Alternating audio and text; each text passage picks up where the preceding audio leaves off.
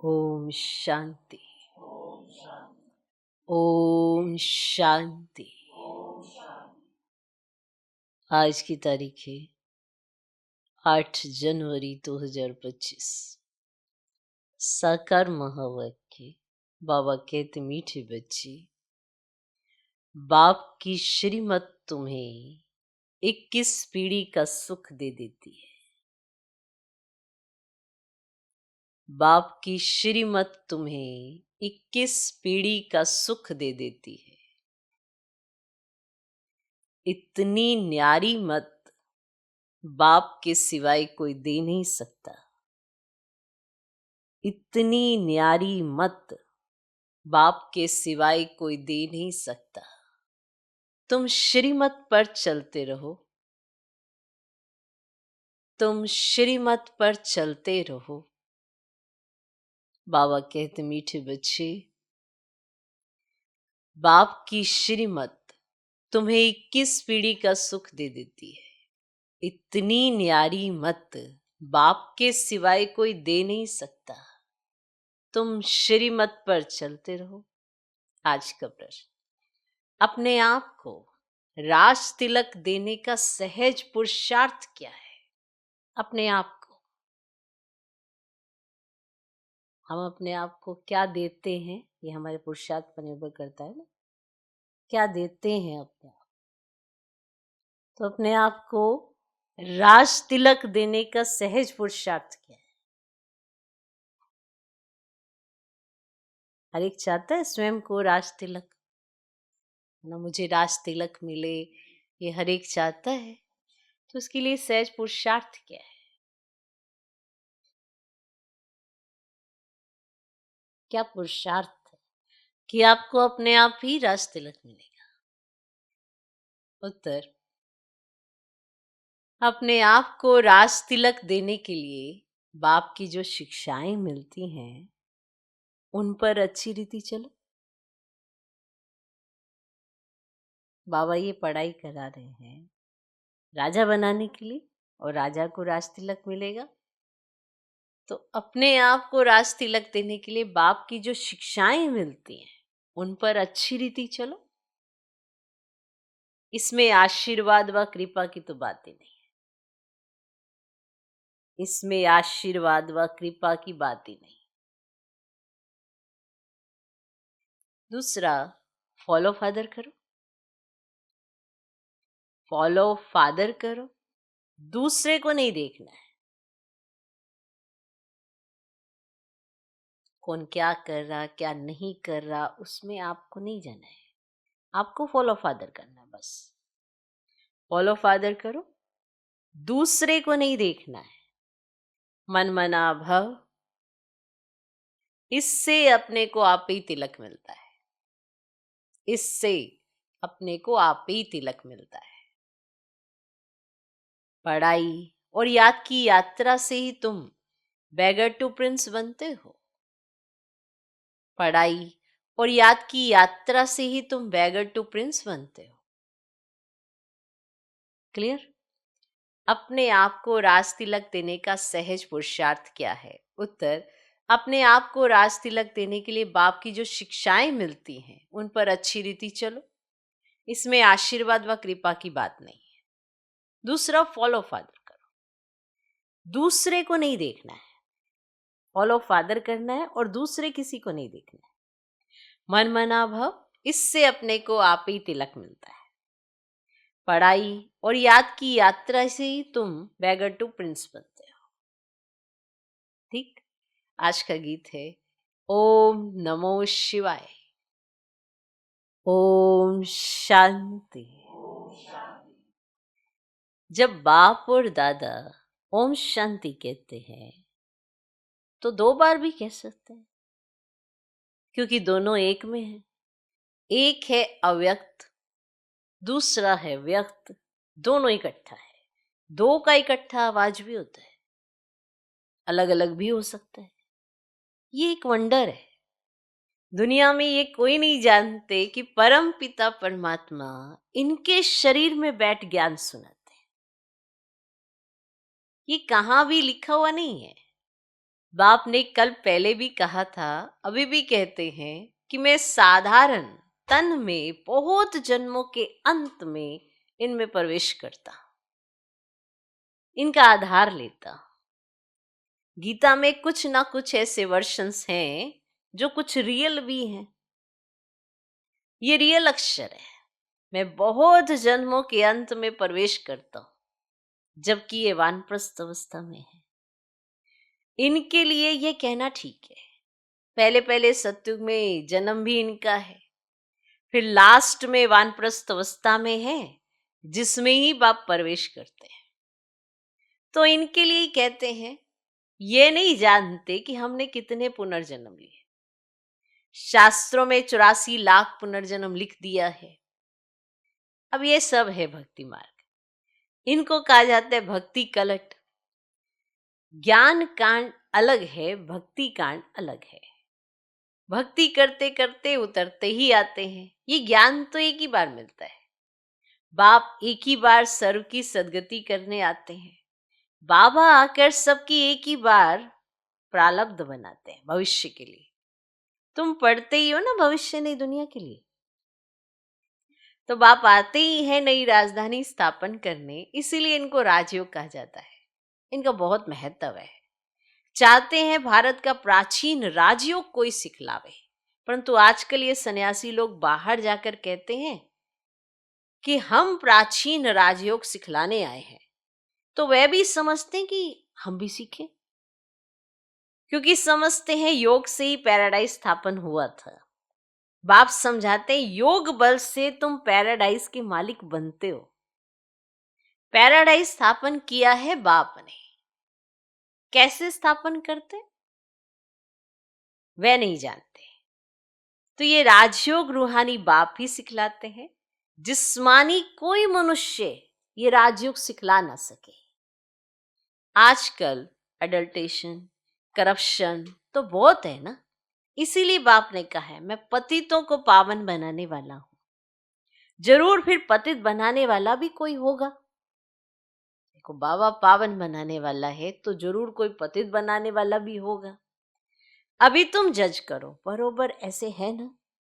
है ना ऐसे कि कोई पतित बनाता है और ये तुमको पावन बनाते हैं, तो ऐसा है ना? जज करो आप। मैं ही आकर सभी वेदों शास्त्रों आदि का सार सुनाता हूं। ज्ञान से तुमको 21 जन्मों का सुख मिलता है, और भक्ति मार्ग में है अल्पकाल क्षण भंगुर सुख। यह है 21 पीढ़ी का सुख जो बाप ही देते हैं। बाप तुमको सदगति देने के लिए जो श्रीमत देते हैं ना, वे सबसे न्यारी है। ये बाप सबकी दिल लेने वाला है।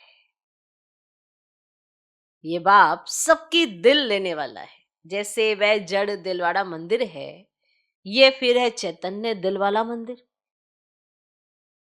एक्यूरेट तुम्हारी एक्टिविटी के लिए ही चित्र है बने। इस समय तुम्हारी एक्टिविटी चल रही है, चल रही है। दिल वाला बाबा मिला है, दिल वाला बाप मिला है। सर्व का सदगति करने वाला, सर्व का दुख हर कर सुख देने वाला, कितना ऊंचते ऊंच गाया हुआ है। अब ऊंचते ऊंच भगवान शिव की महिमा। फल चित्रों में शंकर आदि के आगे भी शिव का चित्र दिखाया है।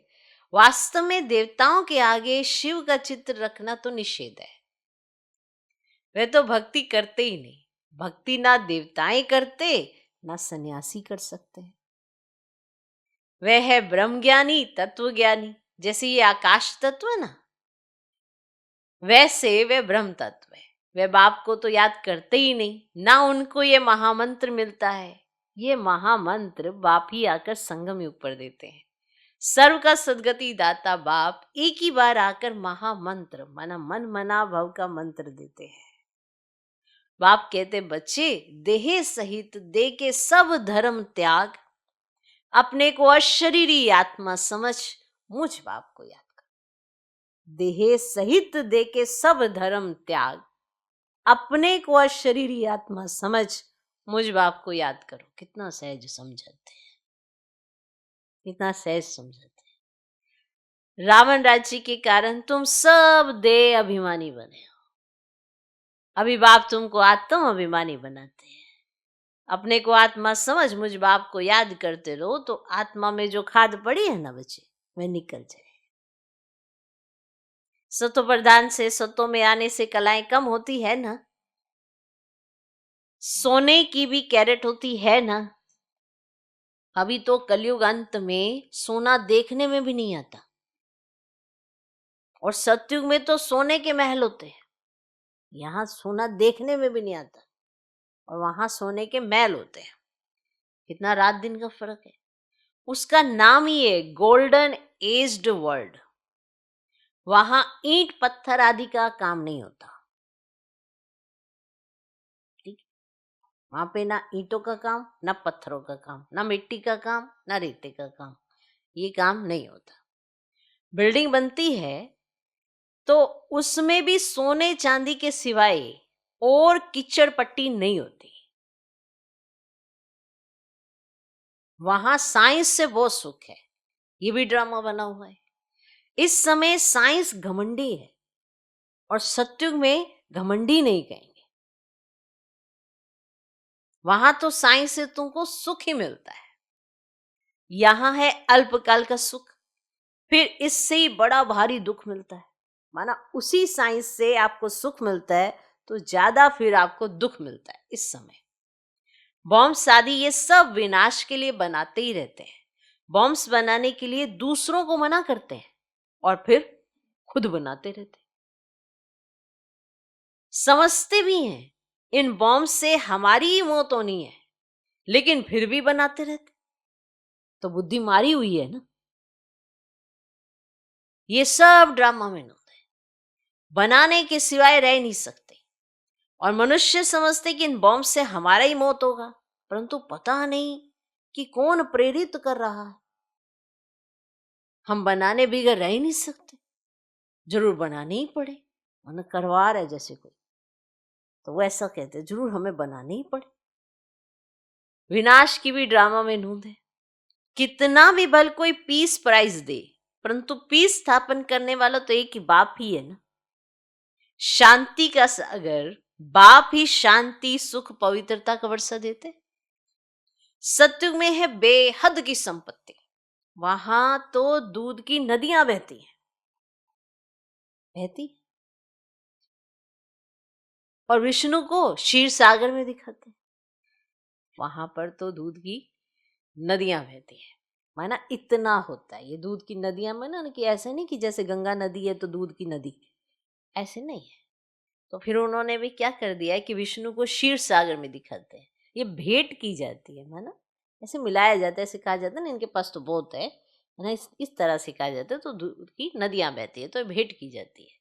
तो वहां वह क्षीर सागर कहाँ, ये विशेष सागर।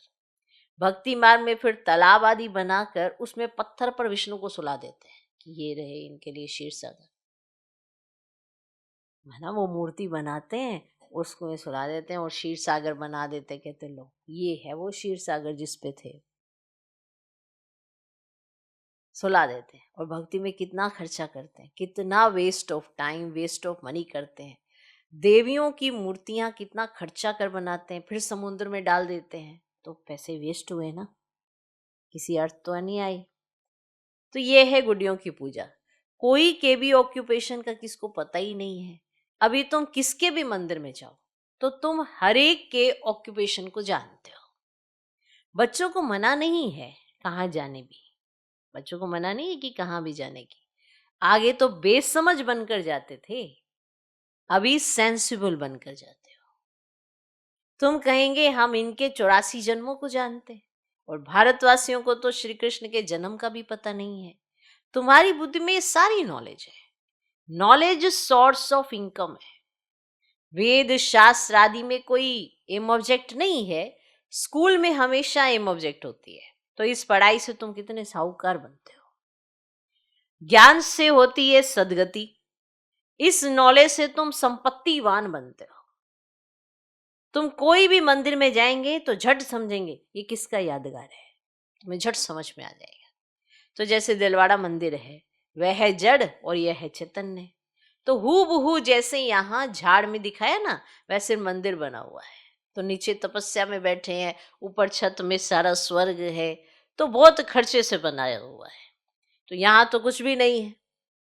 भारत 100% सॉल्वेंट पावन था, अभी भारत 100% इनसॉल्वेंट पतित है, क्योंकि यहाँ सब विकार से पैदा होते हैं। तो वहां गंदगी की तो बात ही नहीं है। गरुड़ पुराण में रोचक बातें इसीलिए लिखी हैं कि मनुष्य कुछ सुधरे, कि कुछ सुधार हो, कि वो पाप कर्म ना करे, इसीलिए कुछ रोचक बातें लिखी हैं। परंतु ड्रामा में मनुष्यों का सुधरना है ही नहीं। अभी ईश्वरीय स्थापना हो रही है, ईश्वरी तो स्वर्ग स्थापन करेंगे ना, उनको ही हेवनली गॉड फादर कहा जाता है। तो बाप ने समझाया है, वे लश्कर जो लड़ते हैं वे सब कुछ करते हैं राजा रानी के लिए। तो यहां तुम माया पर जीत पाते हो अपने लिए। वो लश्कर लड़ाई करते हैं, युद्ध होती है, तो वो राजा रानी के लिए, और यहां तुम लड़ते हो अपने लिए। जितना करेंगे उतना पाएंगे। तुम हरेक को अपना तन मन धन भारत को स्वर्ग बनाने में खर्च करना पड़ता है। देखो, आप जितना लगाएंगे उतना ही आपको मिलेगा ना। आप अगर अच्छी बुद्धि बनाकर अच्छे विचारों से बाबा के घर में सेवा करेंगे, तन मन धन लगाएंगे, तो प्राप्ति किसको होनी है? आपको ही, वर्तमान में भी और भविष्य में भी। लेकिन अगर कुछ और करेंगे तो भी तो आप ही को देखना है। तो तन मन धन भारत को स्वर्ग बनाने के लिए खर्च करते हो ना, खर्च करना पड़ेगा ना, कि नहीं खर्च करना पड़ेगा? ये अपना मन लगाओगे बाबा के यज्ञ में, तभी तो इसको स्वच्छ पाओगे। तुम हरेक को अपना तन मन धन भारत को स्वर्ग बनाने में खर्च करना पड़ता है। जितना करेंगे उतना उच्च पद पाएंगे। यहाँ रहने का तो कुछ है ही नहीं, अभी के लिए ही गायन है ना। अब देखो, जितना भी ये है, धन है या तन है, मन है, कुछ रहेगा क्या? सब मिट्टी में ही मिल जाना है। तो क्यों ना अभी सफल कर लें। तो अभी के लिए तो गायन है, किनकी दबी रहेगी धूल में और किनकी राजा खाए। तो अभी बाप आया हुआ है तुमको राज्य भाग्य दिलाने। बाबा कहते, अब तन मन धन सब इसमें लगा दो। इसने माना ब्रह्मा बाबा ने सब कुछ निछावर कर दिया ना। इनको कहा जाता है महादानी। विनाशी धन का दान करते हैं तो अविनाशी धन का भी दान करना होता है। जितना जो दान करे, नामी गिरामी दानी होते हैं तो कहते हैं फलाना बड़ा फिलैंथ्रोपिस्ट था, नाम तो होता है ना। वो इनडायरेक्ट ईश्वर अर्थ करते हैं। राजा ही नहीं स्थापन होती है, अभी तो राजा ही स्थापन होती है, इसीलिए कंप्लीट फिलैंथ्रोपिस्ट बनना है, महादानी बनना है। भक्ति मार्ग में भी तो गाते हैं ना, हम वारी जाएंगे, तो इसमें खर्चा कुछ नहीं है। और गवर्नमेंट का कितना खर्चा होता है। यहाँ तो तुम जो कुछ करते हो ना, अपने लिए, जो कुछ करते हो सब अपने लिए। फिर चाहे 8 की मादा में आओ, चाहे 108 में, चाहे 16,108 में, पास विद ऑनर बनना है। ऐसा योग लगाओ जो कर्मातीत अवस्था को पालो, फिर कोई सजा न खाओ। ऐसा योग लगाओ, ऐसा योग लगाओ जो कर्मातीत अवस्था को पालो, फिर कोई सजा न खाओ। तुम सब हो वॉरियर्स। तुम्हारी लड़ाई है रावण से, कोई मनुष्य से नहीं है। नापास होने के कारण 2 कला कम हो गई। त्रेता को 2 कला कम स्वर्ग कहेंगे। पुरुषार्थ तो करना चाहिए ना, बाप को पूरा फॉलो करने का।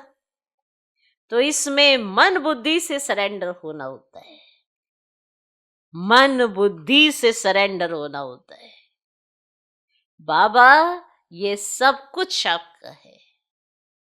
बाप कहेंगे ये सर्विस में लगाओ।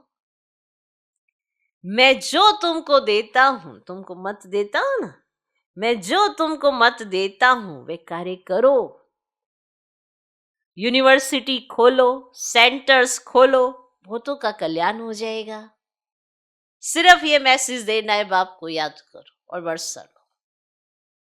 मैसेंजर, पैगंबर, तुम बच्चों को कहा जाता है।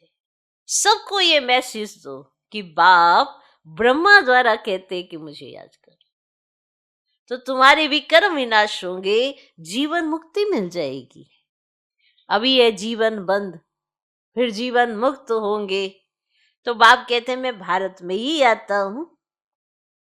ये ड्रामा अनादि बना हुआ है, कब बना, कब पूरा होगा, ये प्रश्न नहीं उठ सकता।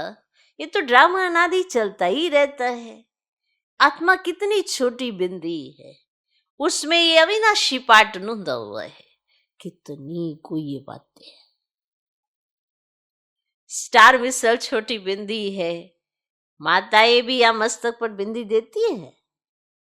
अभी तुम बच्चे पुरुषार्थ से अपने आप को राज तिलक दे रहे हो। पुरुषार्थ से तो जितना जो पुरुषार्थ करे वैसा ही पद पाए ना। तुम बाप की शिक्षा पर अच्छी रीति चलेंगे तो जैसे कि तुम अपने को राज तिलक देते हो। देखो बाबा ने शिक्षा दी, चले ना चले आपका है ना कर्म, इसमें बाप क्या करे। बाबा तो हर एक बच्चे को शिक्षा देते हैं। कोई चलता है तो उच्च पद पाता है, नहीं चलता तो फिर बाप क्या करे। ये तो बाबा शिक्षा देकर तुमको लायक बनाना चाहते हैं ताकि हम अपने को राज तिलक दे सके। ऐसे नहीं कि इसमें आशीर्वाद व कृपा होगी, तुम ही अपने को राज तिलक देते हो। असल में ये राज तिलक है। फॉलो फादर करने का पुरुषार्थ करना है, दूसरों को नहीं देखना है। दूसरा करता नहीं करता, दूसरे तो आएंगे ही ना आपको आपकी मंजिल से भटकाने के लिए। वो कहेगी ऐसा नहीं, ऐसा ऐसा नहीं, ऐसा है, वैसा नहीं वैसा है। इन बातों से क्या आप बाप के नजदीक आए हो तो भले करो। बहुत सिंपल सी कहानी है। जिन बातों से आप बाप के नजदीक जाते हो वो बातें करो। बाप तो देख रहा है ना, इसीलिए हमेशा कहा है फॉलो फादर करो। दूसरों को नहीं देखना। दूसरों ने तो देखा ही नहीं बाप को, वो तो कह रहे आप उनको देखो। इसलिए बाप कहते हैं जो बाबा की शिक्षा है फॉलो फादर करना है। फॉलो फादर करने का पुरुषार्थ करो, दूसरों को नहीं देखना है। ये है मन मना भाव, जिससे अपने को आप ही तिलक मिलता है। बाप नहीं देते हैं, ये आप अपने आप को ही तिलक देते हो। ये आपने तय किया है कि आपको क्या मिलेगा।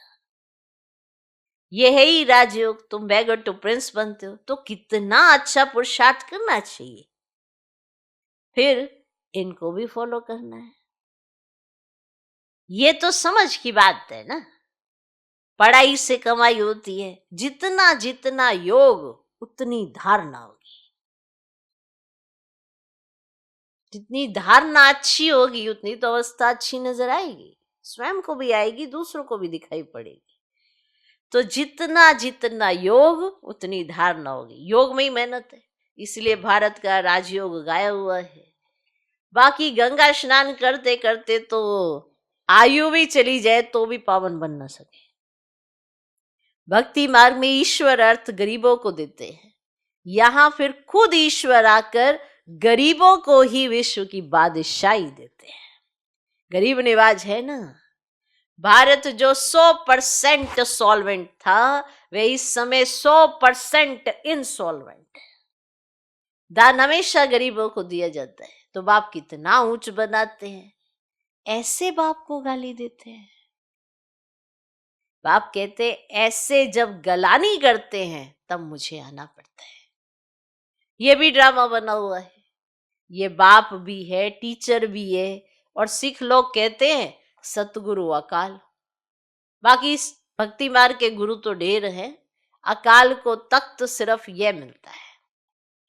तुम बच्चों को भी कभी तख्त यूज करते हैं, कहते हैं मैं इनमें प्रवेश कर सबका कल्याण करता हूं। इस समय इनका ये पार्ट है, ये बड़ी समझने की बात है। नया कोई समझ ना सके, ये बड़ी समझने की बातें हैं। नया कोई भी ये बात समझ ही ना सके। अच्छा, मीठे मीठे सिकिलदे बच्चों प्रति माता पिता बाप दादा का याद प्यार और गुड मॉर्निंग। रूहानी बाप की रूहानी बच्चों को नमस्ते। हम रूहानी बच्चों की भी रूहानी बाप को नमस्ते नमस्ते नमस्ते। Good morning good morning good morning. धारणा के लिए मुख्य सर पहला पॉइंट, अविनाशी ज्ञान धन का दान कर महादानी बनना है। अविनाशी ज्ञान धन का दान कर महादानी बनना है। जैसे ब्रह्मा बाप ने अपना सब कुछ इसमें लगा दिया, ऐसे फॉलो फादर कर राजाई में ऊंच पद लेना है। जैसे ब्रह्मा बाप ने अपना सब कुछ इसमें लगा दिया, ऐसे फॉलो फादर कर राजाई में ऊंच पद लेना है। दूसरा पॉइंट, सजाओं से बचने के लिए ऐसा योग कमाना है जो कर्मातीत अवस्था को पाले। सजाओं से बचने के लिए ऐसा योग कमाना है जो कर्मातीत अवस्था को पाले। पास विद ऑनर बनने का पूरा पूरा पुरुषार्थ करना है। पास विद ऑनर बनने का पूरा पूरा पुरुषार्थ करना है, दूसरों को नहीं देखना है। सजाओं से बचने के लिए ऐसा योग कमाना है जो कर्मातीत अवस्था को पाले। पास विद ऑनर बनने का पूरा पूरा पुरुषार्थ करना है, दूसरों को नहीं देखना है। ज्यादातर देखे तो दूसरे ही जाते हैं, बाप तो नजर ही नहीं आता। बाप नजर आए तो उसका ही सुने, उसी का कहना माने। इसीलिए बाबा कहते हैं मुझे ही देखो, मुझे ही फॉलो करो, दूसरों को नहीं देखना है। आज का वरदान, कड़े नियम और दृढ़ संकल्प द्वारा अलबेलेपन को समाप्त करने वाले ब्रह्मा बाप समान अथक भाव। ब्रह्मा बाप समान अथक भाव। कड़े नियम और दृढ़ संकल्प द्वारा अलबेलेपन को समाप्त करने वाले ब्रह्मा बाप समान अथक भाव। पहले सोच के ये अथक अथक मन थकना नहीं, पूरा थक जाएंगे, पूरे कहेंगे कहा था थकना नहीं, अलबेलेपन से थकना नहीं। ऐसे तो आपको कई बार थकावट हो ही जाएगी तो कहेंगे मैं थक गया, मना ये हो गया। पर जब हम थक जाते हैं ना तो हमारे अंदर जो संकल्प आते हैं अलबेलेपन के, वो बड़े विचित्र होते हैं, वो नहीं होने चाहिए। ठीक है, तो कड़े नियम और दृढ़ संकल्प द्वारा अलबेलेपन को समाप्त करने वाले ब्रह्मा बाप समान अथक भाव। ब्रह्मा बाप समान अथक बनने के लिए अलबेलेपन को समाप्त करो। अब हमें अलबेलापन दूर करना है तो हम ब्रह्मा बाप समान अथक बन सकते हैं। इसके लिए कोई कड़ा नियम बनाओ, क्योंकि अपने अगर नियम होंगे तो ही वो अलबेलापन जाएगा। अगर आपके पास अपना कोई नियम ही नहीं है, कोई दृढ़ संकल्प ही नहीं है, तो अलबेलापन नहीं जाता। अलबेलापन भी तो कई तरह का होता है ना। तो इसके लिए कोई कड़ा नियम बनाओ, दृढ़ संकल्प करो, अटेंशन रूपी चौकीदार सदा अलर्ट रहे, तो अलबेलापन समाप्त हो जाएगा। पहले स्व के ऊपर मेहनत करो, फिर सेवा में, तब धरनी परिवर्तन होगी। अभी सिर्फ कर लेंगे हो जाएगा, देख लेंगे हो जाएगा, कर लेंगे, इस आराम के संकल्पों के डल्लप को छोड़ो। अटेंशन रूपी चौकीदार। अब ये अटेंशन रूपी चौकीदार क्या होता है? मतलब ये कि जो आप सोच रहे हो उस पर आपका ध्यान भी होना चाहिए, कि जो आपने संकल्प लिया है कि मुझे ये करना है, आपने अपने लिए कोई दृढ़ प्रतिज्ञा की है, तो आपका अटेंशन भी होना चाहिए उस प्रतिज्ञा के ऊपर। उसे कहते हैं अटेंशन रूपी चौकीदार। आपने आज तो सोच लिया और फिर 4 दिन बाद फिर भूल गए, तो फिर क्या फायदा? तो फिर वो बीमारी जाती ही नहीं है। ओके, तो कर लेंगे हो जाएगा, इस आराम के संकल्पों के डल्लप को छोड़ो, करना ही है, ये स्लोगन मस्तक में याद रहे तो परिवर्तन हो जाएगा। आज का स्लोगन, समर्थ बोल की निशानी है, समर्थ बोल की निशानी है, जिस बोल में आत्मिक भाव और शुभ भावना हो। समर्थ बोल की निशानी है, जिस बोल में आत्मिक भाव और शुभ भावना हो। समर्थ बोल, जैसे कहीं कहते हैं हम जो बोलते हैं वो समर्थ है नहीं है, लेकिन उसके बीच में ये भाव होना मिक्स जरूर है।